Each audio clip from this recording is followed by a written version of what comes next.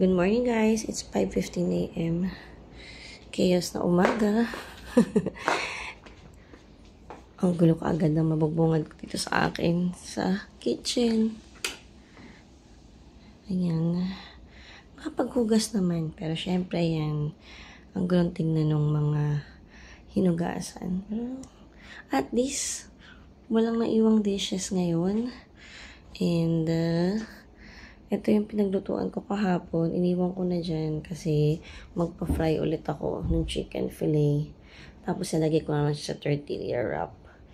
Kaya kung pakita sa inyo, kung mahaba ang time ko ngayong umaga para mapakita sa inyo yung prep ako. Yung baon na ni Daddy, nandyan sa ibabaw yung bag niya kasi medyo basa yan dahil nabasa siya ng ulan kahapon. Ito naman ang itsura dito guys. Andyan yung sinampay ko kahapon. Sa lab din ako nagsasampay dito kasi sa laundry area, umaanggi yung tubig dun. Kapag umuulan, nababasa pa din kahit paano. Kaya ayoko magsampay doon. Basta ito naman may ayusin ko na rin kaagad yan. And itong sala natin. Maayos yung sala. Dahil naglipit naman ako bago kami matulog. Ganun pa rin ang itsura niya. Kasi bago talaga matulog, nag-aayos ako dito. Yan lang ang ayoko pag may sinampay kami.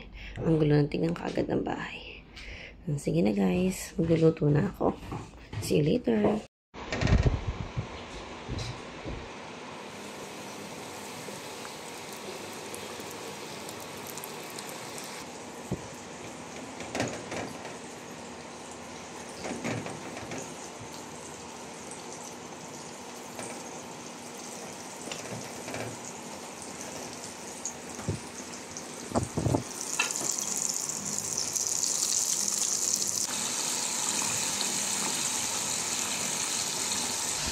Habang nagpa-fry ako ng chicken guys, yun, tinanggal ko na lahat ng laundry.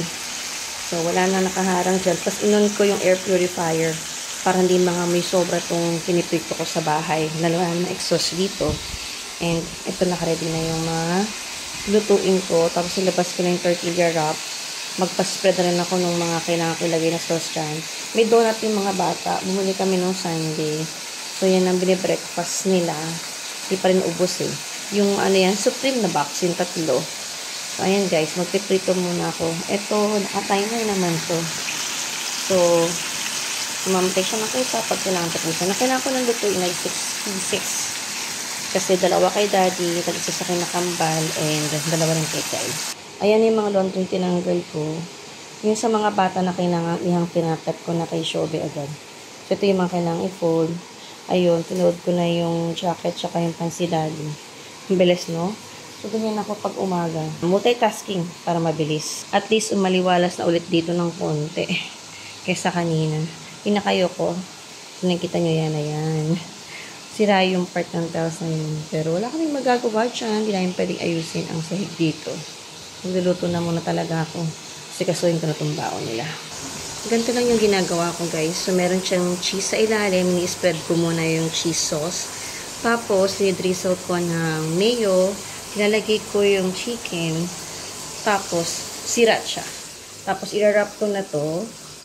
Kapag na-wrap ko na, nalagay ko na siya sa baonan. Ayan, ganyan na. So, ito yung kinakambal. Tag-iisa lang. So, yung kay Kyle, sa kay Daddy, mas malaking baonan yung gagamitin ko. So, ayan na yung itsura niya. Ayan na yung kanilang lunch. So, ganyan yung itsura ng baon nila, guys. Ganito yung kay Kyle, sa kay Daddy. Yung sa dalawa, tag-isa nga lang. Hindi ko na napakita sa inyo yung iba kasi nalagay ko na sa baonan nila. So, ayan ang Tuesday baon natin, guys. It's 7:55 na, guys. And tapos na tayong maglinis. Dito sa baba at saka sa mga rooms, nakapaglinis na rin ako. And dito sa kitchen, nahugasan ko na yung mga ginamit ko kanina. Plus, yung mga dishes na kailangan ibalik sa mga pwesto nila, na ibalik ko na rin sa mga pwesto. Tapos kagabi, ito si Daddy, na-refill niya na yung rice. Siya na yung nagsalin yan. So, maganda lang tignan kasi may laman ulit yung rice dito. And ito na yung mga labels na pinalitan natin last time. So far naman, parang okay naman ako sa black. Tignan ko pa din. Sanay pa rin kasi ako talaga dun sa white eh. Inilabas pa rin akong egg kasi bala kong steam yan para may hard-boiled egg kami sa rep para laging may pang-snack yung mga bata. Kung may naririnig kayong ingay sa background, si Snow White yun. Nagba-vacuum na siya ng bahay. Ayun si Snow White guys, so busy na siya. Nagbo-burn din ako ng candle. Ano to? White tea and ginger. Para mawala din yung amoy dito sa bahay. Nag-air purifier ako kanina, pero ngayon naman, nagbo-burn naman ako nitong candle. Ayan yung candle na biniburn ko. Ang bango nito. Itong area naman dito nakalagay lahat ng mga small appliances namin. Yan. Kailangan ko na alikabukan ulit siguro soon yan. Lakas mag-alikabok dito sa bahay. And ang additional ko pala dito sa kitchen, ayan, nagdagdag ako nitong dalawang glass jars na yan. And, kasi meron ako niyan, pero naiwan ko sa kabilang bahay. Kaya, bumili na lang ulit ako. Hindi naman kami nakakapunta pa doon. Yung bahay, guys, yung sahig, hindi mo talaga may kitang malinis na malinis siya. Kasi makintab, pero marami ng, ayan, ang daming lamat nung sahig. Hindi yan dumi, guys. In-steam up ko na yan, kinuskus ko na yan. Pero, mga lamat na talaga siya. Basag na siya ng tiles. Ang gulo ni Snow White. Hindi ako nakagulo sa kanya. Kasi ginagawa niya yung routine niya eh. So, mabalik tayo sa sahig. Wala kaming choice sa sahig dahil, syempre, nag-rent lang kami. Kaya hindi namin pwedeng palitan yan kahit ayaw namin ng itsura niya. Yung kumikita niyo may mga mas malalalim na basag pa oh. Meron din dito sa sala. Ayan, ang laki-laki niya. Gusto ko nga sana maglagay ng air rug. Kasi hindi ka mahilig maglagay ng rug. Kasi nga, medyo hikain din talaga ako.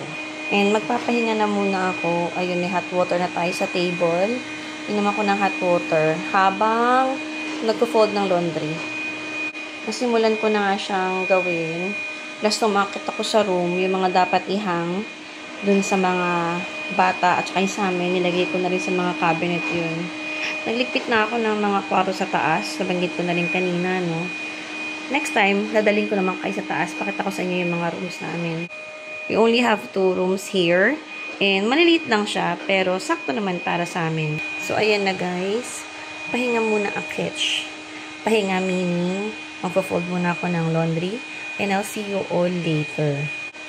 Mamaya, plan ko, yun nga, mag-steam ng egg, gumawa ng tuna sandwich spread. Tapos, maggagawa ng dinner. Ang dinner namin is tuna pesto. And plan ko rin gumawa ng graham bars. Cookie dough naman ang flavor. Upo na talaga ako, guys. Mamaya na lang ulit. Pakita ko sa inyo naman ng rep, guys. Sabi ko sa inyo na wala ding mga meat kasi namili kami sa SNR ng mga meat last time. Kaya, wala sa haul natin ng meat. Hindi rin ako bumili kahapon. So, ito, mga onion rings, fries, sinalaman yan sa loob. And, mga squid balls din, ganun, gyoza. So, ito naman, lahat naman sa inyo seafood. And, yung ice ba ako nilagay. Re-reklamo agad itong rep ko. Ayan, may stock pa tayo ng tocino. May fries ako ito, may mixed veggies. And, ito pa yung meat na meron tayo. So, meron ako ditong sukiyaki at muksal. And this one, brisket, French pork chop. And, yun, nilagay ko yung hotdog sa tabi niya. Ito yung mozzarella na binili ko. Hiniwa-hiwalay ko na siya na nalagyan.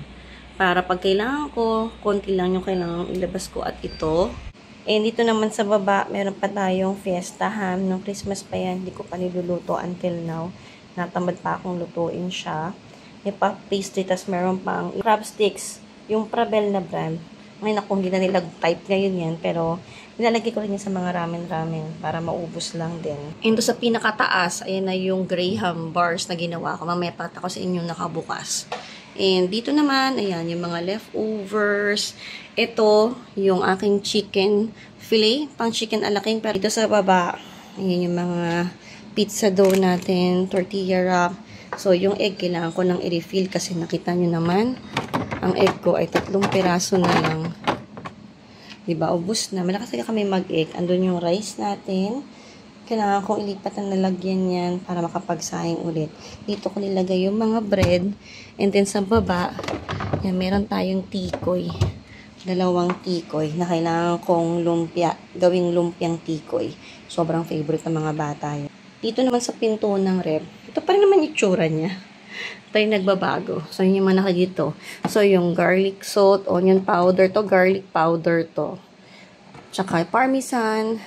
Yan yung mga kailangang i-rep kasi nga ito yung mga nagka-clumps pag sa labas mo nilagay pag room temp. Kaya nirep ko yan.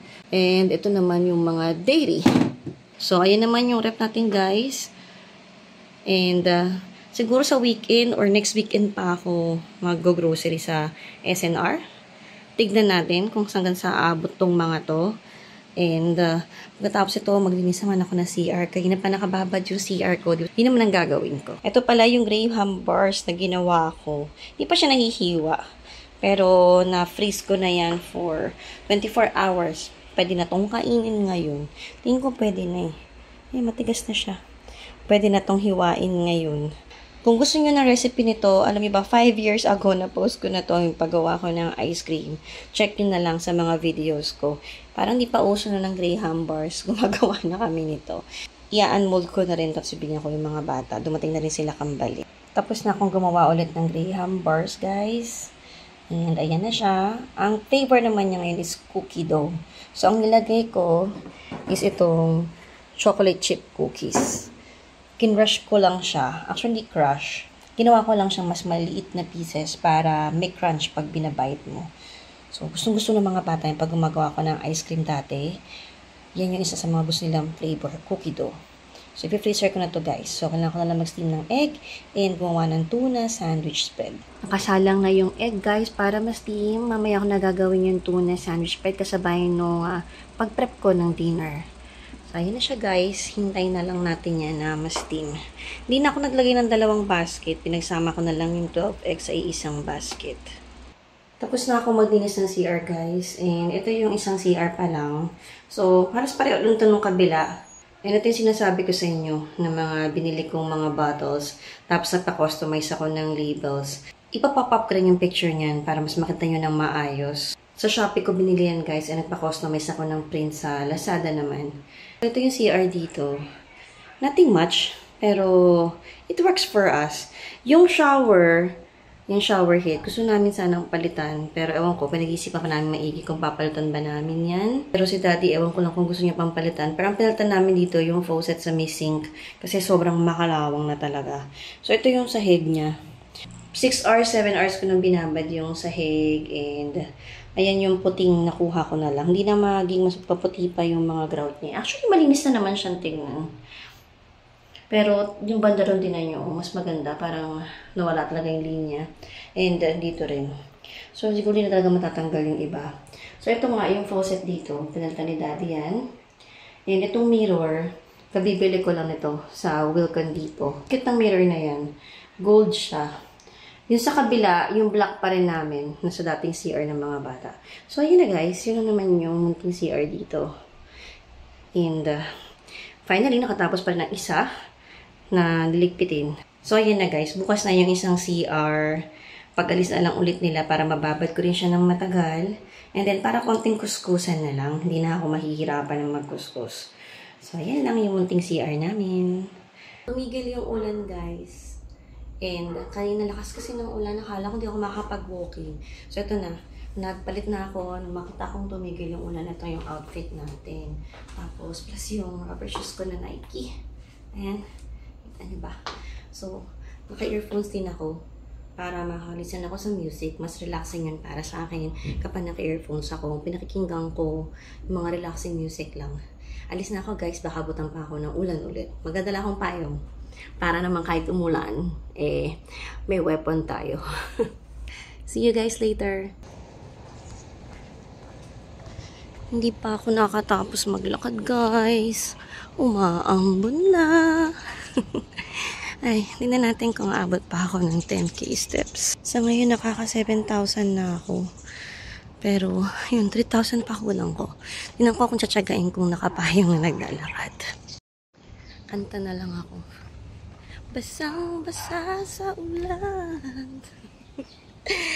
Ay nako, ang ulan. Ayaw niya akong paglakarin. Sana makatapos pa ako guys ng 10k, no? Tingnan natin.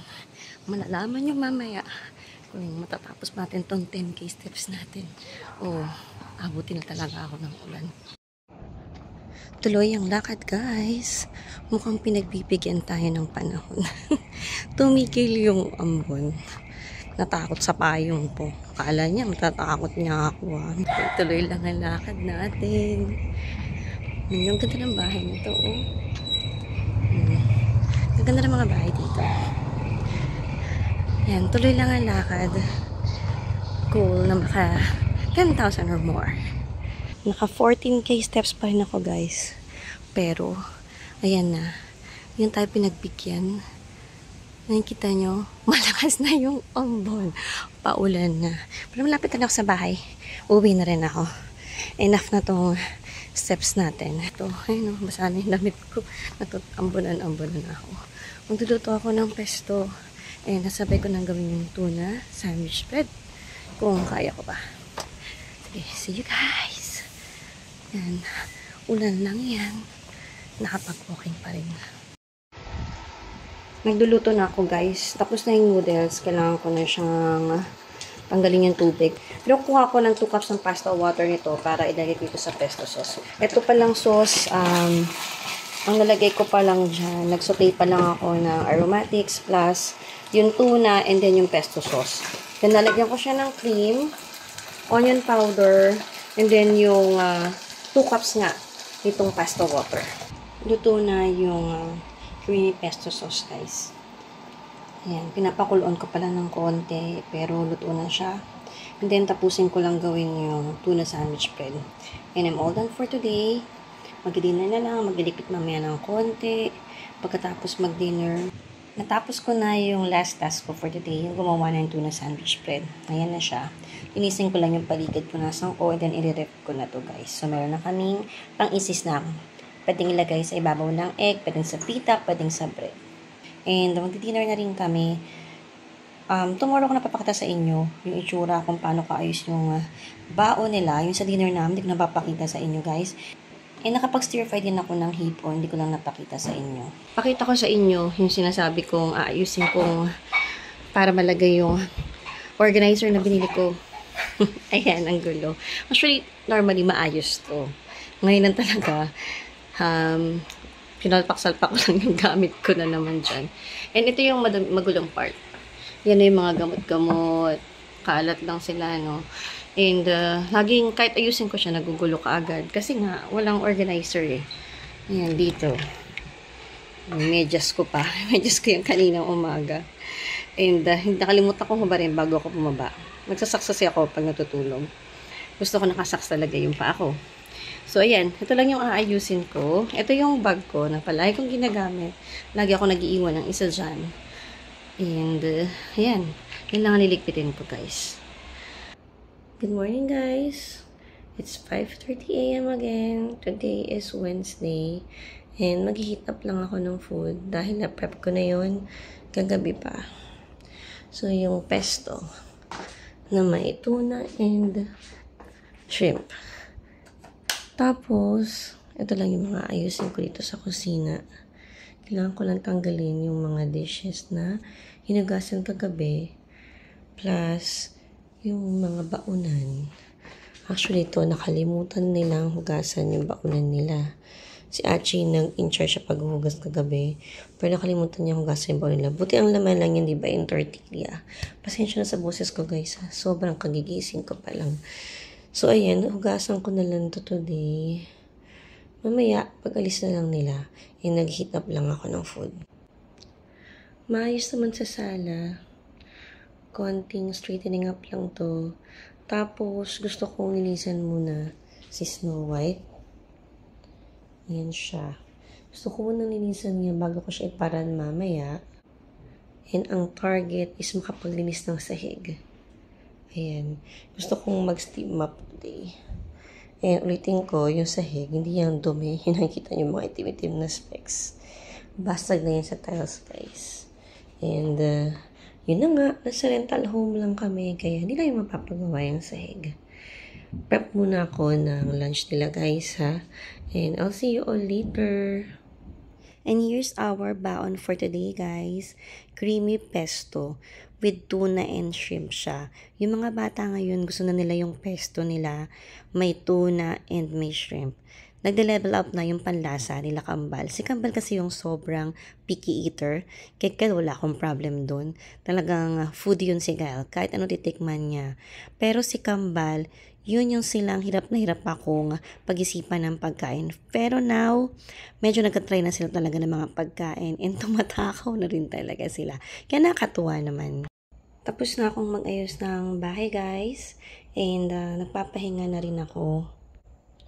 Nag-fold din ako ng konting laundry. Yung nasa table, yung mga undergarments na naman nakasipit na nasa laundry area. Yan lang yung finold ko. Yan na lang naman kasi natitira na hindi ko pa na-fold kahapon. Kasi medyo wet pa rin siya. And nakalimutan ko na rin gawin yan kahapon. Si Snow White lang ang pinag-vacuum ko dito sa bahay. Pero nilinisan ko muna siya bago ko siya pinag-vacuum para sure na makuha din niya lahat ng dumi dito na ang dumi na ni Snow White. Magugulat kayo sa mga kalat na nakukuha ni Snow White every single day. Lalo na yung mga hairs namin ng girls. Talagang yun ang nagkalat sa bahay. Kaya naman napaka-helpful ni Snow White kasi yung mga ganun na kailangang i-vacuum siya na yung gumagawa. Kailangan ko pang mag-steam up ng sahig. Tingnan ko kung magagawa ko pa yun mamaya. I'm not so sure. Pero dapat gawin ko na talaga yun. Pero parang gusto ko magpahinga today. It's that time of the month kasi nating mga babae. Kaya, ayun, naiintindihan nyo na ako kung bakit. Medyo mabigat yung pakiramdam ngayong araw. Pero malamang din ako mapapakali. Mag-steam up din ako ng bahay. And yung CR, yung kabilang CR, hindi ko pa rin siya nagagawa, guys. Ba't hindi naman minamadali yun? Pwedeng-pwede ko namang gawin yun sa ibang araw. Mahirap din kasing sagarin yung kasipagan. At baka naman sakit yung kapalit. Baka instead na may magawa ko sa bahay, lalong hindi ako makakilos ng ilang araw. Ayoko talaga na may sakit. Alam niyo naman, hindi na tayo bata. Hindi na tayo bumabata everyday. Plus, may hypertension nga ako. Kaya hinay-hinay lang talaga always. Hindi pwedeng sagaran palagi. Kaya every now and then, kailangan kong magpahinga pag kumikilos ako sa bahay. Kaso minsan or madalas matigas ulo, hindi matiis yung mga kailangan ligpitin dito sa bahay. Ganun kasi talaga tayong mga nanay din, no? Tayo mapakali. Kapag umupo tayo sa isip natin na may gagawin pa pala tayo. Ganon din ba kayo, mga mommies, o ako lang yun? Talagang kahit nakaupo ka na, at ang sarap na ng upo mo, biglang maalala mo may gagawin ka pa pala, na pwede namang mamaya na, pero tatayo ka ulit. So, ayan na guys, pahinga muna ako, and I'll see you all later. Malinis na rin pala yung mga rooms, no? Pwede ko pa kayo nadala sa mga rooms namin. We'll see next time. Aakyat din tayo, napapakita ko sa inyo. Pahinga na talaga ako, guys. Mamaya na ulit. And ito na nga pala yung kinalabasan ng inayos ko kagabi. Hindi ko na napakita sa inyo kagabi after kong ayusin. So, ayan na. Kung maalala niyo yung tsura kahapon, no, napakagulo. Pero nakabukas yung mga drawers kasi papakita ko sa inyo yung mga laman. So, ito yung una sa taas, mga abubot ko. And then, ito din. So, sama-sama na dito yung mga chargers, earphones, yan. Plus yung smartwatch ko para pa naglalakad ako, dito ko lang kukunin yan. And this one, puro Band-Aid yan. Para pag kailangan nila, nandyan lang. And nandito yung medicine ko to. Yung mga ginagamit ko everyday. And this one naman, lahat ng medicine na meron kami on hand. So, patis ngayon, mas madali nilang makita pag may kailangan sila. So, ayun na may tsura niya pa nakasara na. Ang ganda na, di ba? Kahapon, kala mo sumasabog eh. Tapos, yung lotion na dagdagan, kasi dumating na rin yung order ni Daddy sa Lazada, na additional na 6 na lotion. Nabili ko yan ng buy one, take one, 376. Kaya, nag-stock na ako for 1 year supply. Plus, itong Nivea din na deodorant. Para kay Kyle naman yan, 3 yan, para nabili namin ng 500 something lang sa Lazada. Sa ibabaw, ito ko naman nilagay yung Myra ko. Kasi hindi naman kasya dun yan sa loob ng drawer. Tapos itong pouch na to, yan yung everyday use na gamot ko. Diyan ko nilalagay na kaya wala. Tsaka para on the go. Pag kailangan namin umalis, pabilis ko mabibit-bit. So yun nandito, na pinakita ko sa inyo kanina, yun yung mga backstock. So, ang ganda niya ng tingnan, di ba? O, organize na ulit.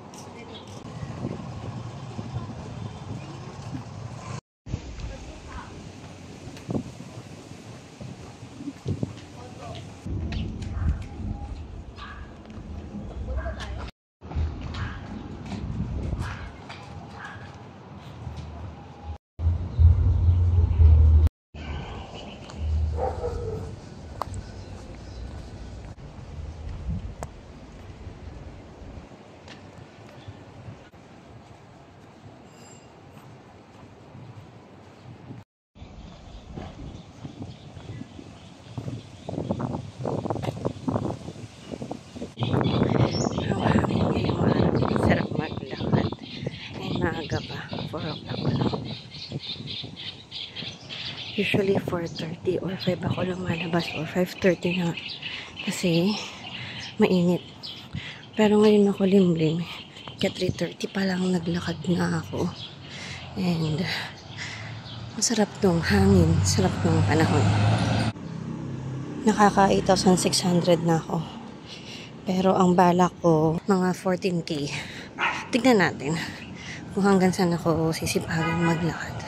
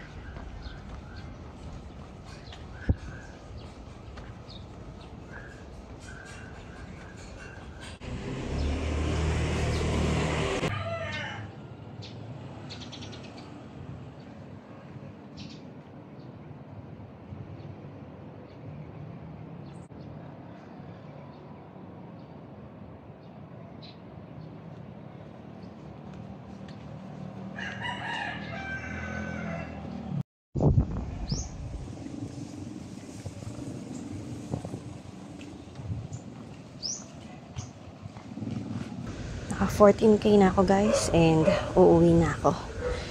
Tapos na, pahinga na. Bukas ulit.